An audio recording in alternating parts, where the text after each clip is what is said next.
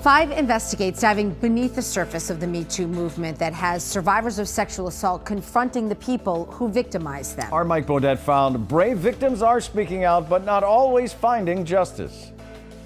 That instant, when I was 4 years old, changed the trajectory of my life. Amy Rotundi kept her dark secret for more than 30 years. I remember sounds, smart details. But now she's talking about it publicly. Why is this important for you to speak out about this? Because there was a crime committed against a child.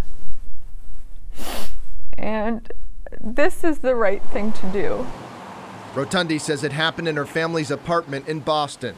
One of her parents' friends had slept over after a night of partying. I woke up in the morning, went into the living room, and he was on the couch, and he waved me over and said, "Come here." So I was laying with him, and I just kept hearing him zip and unzip his pants.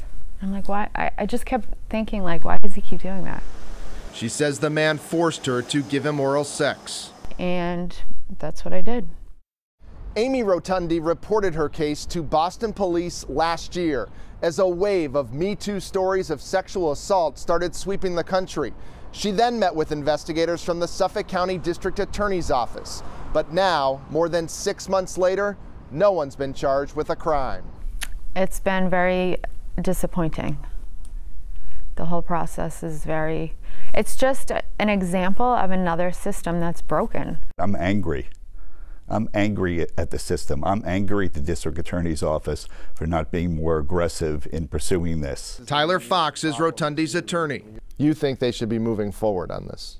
I think they should be moving forward. They have told me, they have told my client that they absolutely believe her. The Suffolk County District Attorney's Office tells 5 Investigates, "We can't comment on specific cases in the absence of criminal charges." So the current status of Rotundi's case is unclear, but says every sexual assault allegation deserves a full and thorough investigation, adding, "No one is well served by a case that's rushed to a charging decision only to be dismissed or thrown out." How common is this for people to come forward and then not get the justice that they're looking for? It's much too common for people who have been sexually violated to be told by the prosecutors or police that the case is not going anywhere. Attorney Wendy Murphy is a former child abuse and sex crimes prosecutor. Sometimes it's because, or they'll say, it's because too much time has passed. I think that's just an excuse. For a prosecutor to say no, it's really like rewarding the bad guy for causing the silence, rewarding the bad guy for creating the conditions that now gives the bad guy a pass. That is not the way a civilized legal system should function. Despite the lack of criminal charges, Amy Rotundi has no regrets about coming forward. I want people to know that feel like they don't have the strength to talk or come forward, that they are not alone.